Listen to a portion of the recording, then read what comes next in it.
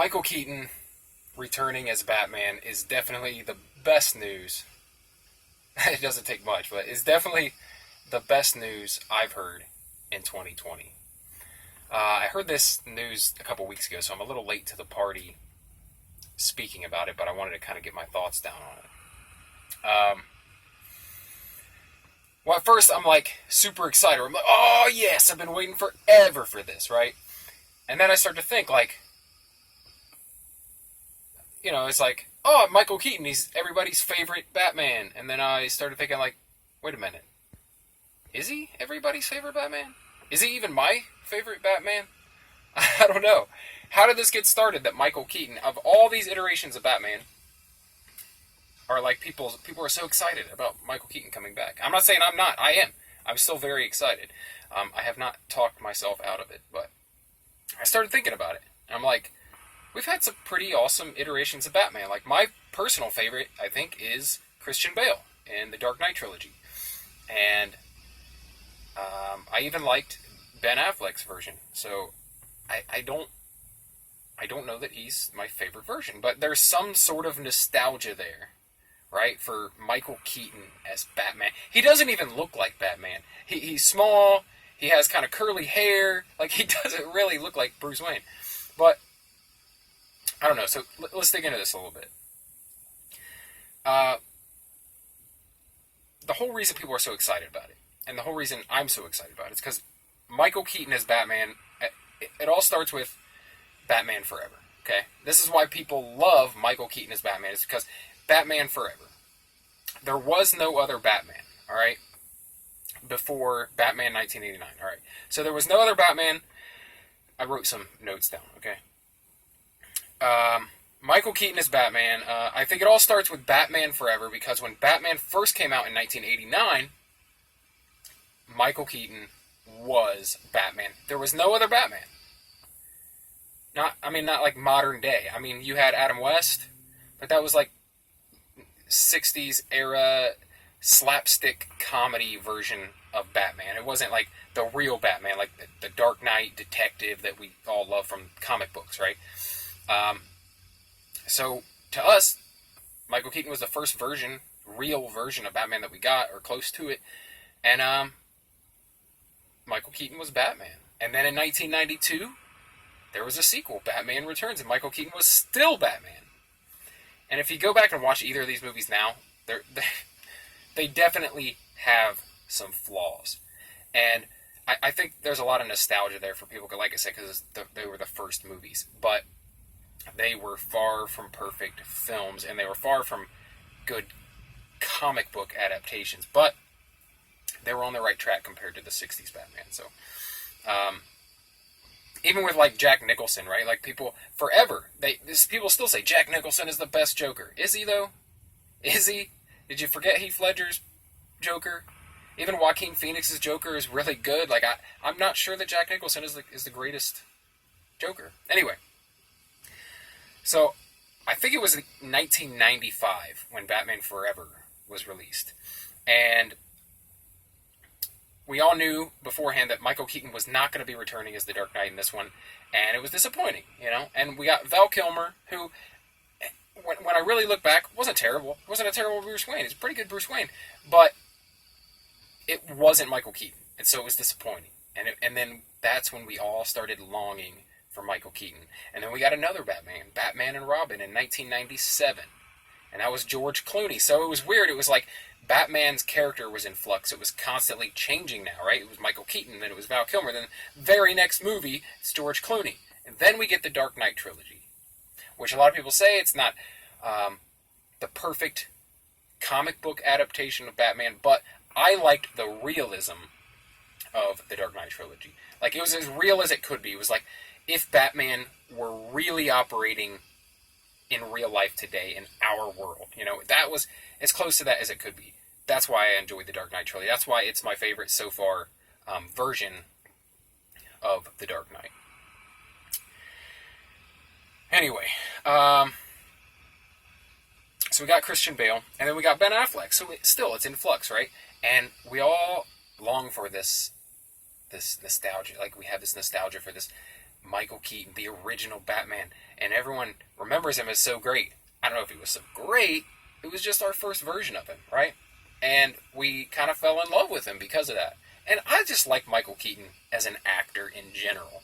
I think he's great in everything. I've never seen anything with Michael Keaton that was garbage. Ever. I've never been like, that movie was not very good, starring Michael Keaton. Because he's a great actor and he chooses good roles, in my opinion. Anyway, so, the news is that Michael Keaton is in talks to reprise his role as Batman in a new movie from the DC universe of The Flash. Okay? Now, so that was the news, and I'm like, yes! Yes! Michael Keaton finally coming back. People have, talked about this for a long time, how would Michael Keaton come back as Batman now? Well, there was an animated version where it was called Batman Beyond, where Bruce Wayne was an older man, and he was mentoring a young new version of Batman, which I always thought that would be cool. Why don't they make a Batman, that version? Why don't they make that version of Batman? They could just do that where he's the mentor and he's training a new Batman. That would be awesome. But that's kind of where I think they're going to go with this, because obviously Michael Keaton is an older man now. He can't, obviously it would be a stuntman if it was actual, action scenes, but even if he was young and fit, but just the look of him, he's not going to be the regular version of Batman, okay? So here's kind of my theory, alright? I think he's going to be playing an alternate version, or, his original version of Batman, but somehow brought into this world with the Flash, this modern-day world. And I think what's going to happen is the Flash, the story is going to be centered around the Flashpoint Paradox, which is a story from the comic book, and it's been done in animated form, and it's been done on the Flash TV series, where Barry Allen, the Flash, goes back in time and changes some things in order to save his mother, I believe. And, with the butterfly effect, the things that he changed affected a bunch of different things and kind of splintered the timelines, right? So there's these different timelines, and what I think is Batman, this version of Batman, this Michael Keaton version of Batman, or at least Bruce Wayne, is going to appear in one of these alternate versions of reality. So I don't think it's going to be a big role. I really don't. That's the only thing kind of disappointing is, you get your hopes up, yes, he's back as Batman, but it's probably going to be when they did that crossover on Arrow and the Flash and everything on the CW, where every character gets a tiny little role where they kept bringing in other people from other universes. I think that's what they're going to do. I don't think it's going to be a big, maybe a scene, where Barry, the Flash, goes into an alternate universe and runs into, for a minute, runs into Batman of that universe, and it's the Michael Keaton version of Batman. And I think that, honestly, I'm not even sure it'll be Batman, per se. I doubt he's going to be in costume. He's probably not going to be donning the cape and cowl. He's probably going to be Bruce Wayne. That's my thoughts on it. I think he's going to be an older version of Bruce Wayne. But they could always do, the Dark Knight Rises, right? Or The Dark Knight Returns, which is the comic book version of basically the same thing, where Batman comes out of retirement at an older age. It could be that version. But my theory is it's going to be Bruce Wayne. It's going to be an older, retired version of Batman that Barry runs into on some alternate timeline. And I think it's going to be brief, unfortunately. But I still think it's going to be cool. So, Flash is one of my favorite characters from DC. And I've read a lot of the comics through the years. I have seen every episode of the TV series. And the original 90s TV series. I think...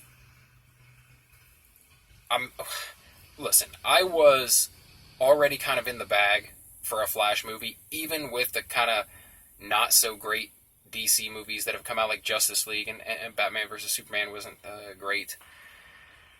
But I was already kind of in the bag for The Flash because I love The Flash. And I would go see that regardless in the movie theater. But this story has me 100% on the hook.